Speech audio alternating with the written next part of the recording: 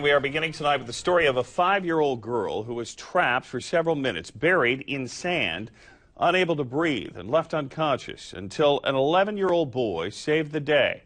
Action News reporter Jacqueline Mazer has the story tonight live from Monterey. It's our top story. Jacqueline?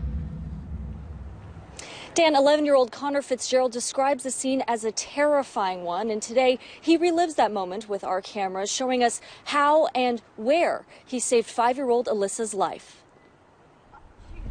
She was buried right here. I saw her bag and I started digging up here because I know that's where the head is. She was kind of like laying right here. The girls came running off, so I picked her up, dragged her a little bit off the hill, like over there, and I started doing CPR.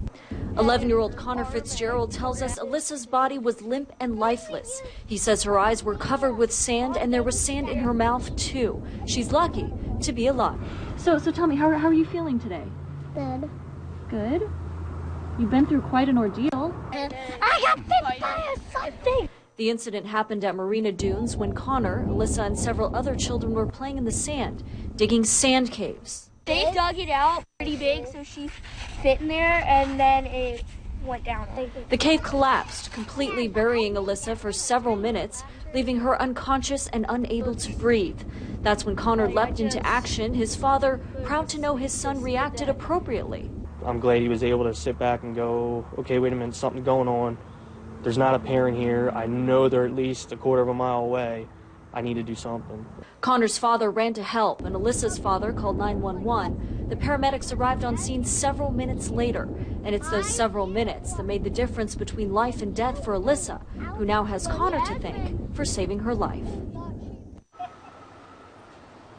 And many are calling this young man a local hero. But interestingly enough, though, Connor has no formal training in CPR. He tells us that he learned all the basics from the TV show NCIS. Dan, Aaron. Good for him. All right. Thank you very much, Jacqueline.